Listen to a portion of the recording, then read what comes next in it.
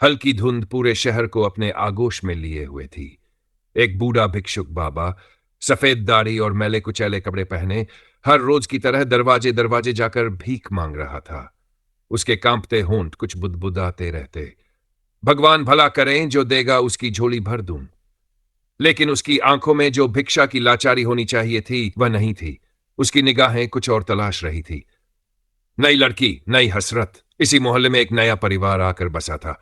परिवार में माता पिता और उनकी जवान बेटी थी, रागिनी। वह बेहद खूबसूरत थी। लंबे घने बाल, चमकती हुई आंखें और मासूमियत से भरी मुस्कान। जब बाबा ने पहली बार उसे देखा तो उसका मन विचलित हो गया। उसकी बूढ़ी आंखों में एक घिनौनी चमक आ गई। उस दिन से वह बाबा रोजाना उसी घर के दरवाजे पर भीख मांगने आने लगा। वह जानबूझकर उस समय आता जब रागिनी बाहर होती। धीरे धीरे उसकी नीयत गंदी होती गई।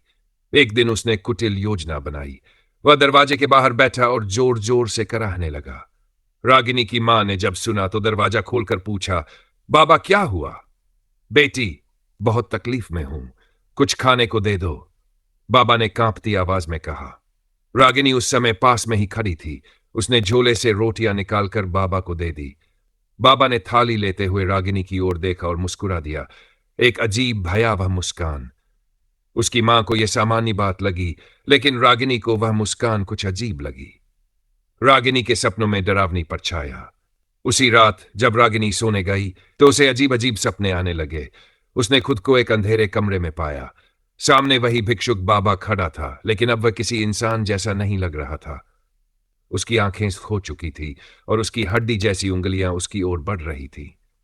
तू मेरी है, कोई तुझे मुझसे नहीं बचा सकता। रागिनी चीख पड़ी और उसकी आंखें खुल गईं। पूरा शरीर पसीने से तर था।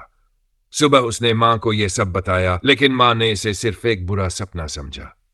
भयानक सच का खुलासा, रागिनी के साथ यह हर रात होने लगा। उसे महसूस होता कि कोई छाया उसके कमरे में घूम रही है। कभी कभी दरवाजे पर अजीब सी खरोंचों की आवाज आती। एक रात हिम्मत करके उसने दरवाजे के पीछे से झांक कर देखा। बाबा वहां खड़ा था। उसकी आंखें काली पड़ चुकी थी और वह कुछ बड़बड़ा रहा था। रागिनी कांप उठी। वह दौड़कर अपने माता पिता के कमरे में गई।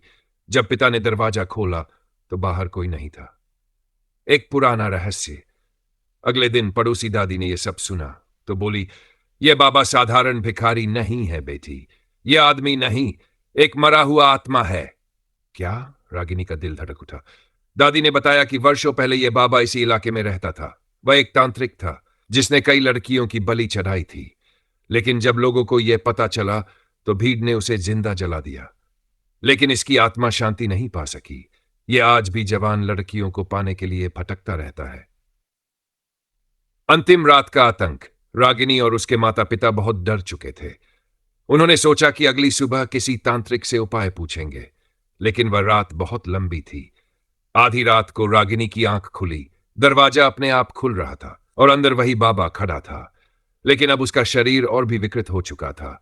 उसकी चमड़ी जली हुई थी और उसकी आंखों से काला धुआं निकल रहा था। अब कोई नहीं बचा सकता तुझे, वह गुर्राया। रागिनी चीख पड़ी, लेकिन उसकी आवाज गले में ही घुट गई। बाबा की हड्डी जैसी उंगलियां उसके गले तक पहुंच चुकी थीं जब अचानक नमः शिवाय। रागिनी की मां ने पूरे घर में गंगाजल छिड़क दिया। बाबा की चीखें पूरे घर में गूंज उठीं। उसका शरीर जलने लगा और वह घने धुएं में बदलकर गायब हो गया। अंत में अगले दिन वे तुरंत उस घर को छोड़कर चले गए। कई सालों बाद जब उस मोहल्ले में एक नया परिवार आया तो उनकी बेटी ने एक बूढ़े बाबा को दरवाजे पर देखा। बेटी, कुछ खाने को दे दो। ही में इस पुराने मोहल्ले में शिफ्ट हुए थे। परिवार में माता पिता और उनकी जवान बेटी प्रियंका थी। एक दिन दोपहर के समय दरवाजे पर किसी ने दस्तक दी। प्रियंका की मां ने दरवाजा खोला। सामने एक बूढ़ा भिखारी खड़ा था, मैले कपड़े, सफेद दाढ़ी और हाथ में एक झोला। बेटी, कुछ खाने को दे दो। मां को उस पर दया आ गई। उन्होंने प्रियंका को अंदर से कुछ लाने को कहा। जब प्रियंका बाहर आई और रोटी उस बाबा को दी तो बाबा ने उसकी ओर देखा। वही अजीब डरावनी मुस्कान। प्रियंका को एक झटका सा महसूस हुआ। उसकी आंखें बाबा की आंखों से मिली और अचानक उसे चक्कर आ गया। वह वहीं खड़ी खड़ी कुछ देर तक खोई सी रही, फिर खुद को संभाला। बाबा धीरे से मुस्कुराए और बोले, अब तुझे सपनों में मिलूंगा बेटी। पहली रात का खौफ। रात को प्रियंका सोने गई तो उसे अचानक बहुत भारीपन महसूस हुआ, जैसे कोई कमरे में मौजूद हो। पंखा धीमे धीमे घूम रहा था लेकिन हवा नहीं आ रही थी। आधी रात को उसे अजीब सा सपना आया। उसने खुद को एक अंधेरी जगह में पाया। सामने वही भिक्षुक बाबा खड़ा था, लेकिन अब उसका शरीर और भी विकृत हो चुका था। उसकी आंखें जल रही थी और उसकी मुस्कान भयानक थी। मैं आ गया बेटी, अब कोई तुझे नहीं बचा सकता। प्रियंका ने चीखने की कोशिश की लेकिन आवाज नहीं निकली। तभी अचानक एक जोरदार झटका लगा और उसकी आंखें खुल गई। कमरे में सब कुछ सामान्य था, लेकिन दरवाजा हल्का सा खुला था। क्या यह सपना था या हकीकत? बाबा की ताकत बढ़ रही थी दिन। प्रियंका दिन भर सुस्त महसूस कर रही थी। उसकी मां ने पूछा, सब ठीक तो है, बस नींद पूरी नहीं हुई। लेकिन यह सिर्फ नींद की कमी नहीं थी, बाबा की छाया उसके साथ साथ चल रही थी।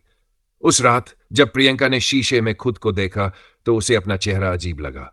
उसकी आंखों के नीचे काले गहरे निशान थे और शीशे में उसे एक पल के लिए बाबा की परछाई दिखी। वह डर कर पीछे हट गई, लेकिन जब दोबारा देखा तो वहां कुछ नहीं था। आखिरी रात का आतंक। तीसरी रात प्रियंका को महसूस हुआ कि कोई उसके बिस्तर के पास खड़ा है। उसने आंखें खोली, वही बाबा, लेकिन अब वह भिखारी नहीं था। उसका पूरा शरीर काला पड़ चुका था, आंखों से लाल रोशनी निकल रही थी। अब तुझे कोई नहीं बचा सकता। बाबा की आवाज एक गहरी गूंज में बदल गई। प्रियंका को लगा जैसे कोई उसका दम घोंट रहा हो। तभी उसकी मां दौड़कर अंदर आई और जोर से नमः शिवाय का जाप करने लगी। कमरा अचानक कांप उठा। बाबा की चीखें पूरे घर में गूंज उठी। उसकी चमड़ी जलने लगी और वह धुएं में बदलकर गायब हो गया। प्रियंका बेहोश हो गई। अंतिम रहस्य। अगले दिन दादी ने बताया कि वह बाबा कोई सामान्य आत्मा नहीं था। वह एक अघोरी पिशाच था जो जवान लड़कियों को अपना शिकार बनाता था और उनकी आत्मा को कैद कर लेता था। परिवार ने तुरंत वह घर छोड़ दिया, लेकिन कहते हैं आज भी वह भिक्षुक बाबा नए शिकार की तलाश में दरवाजों पर दस्तक देता है।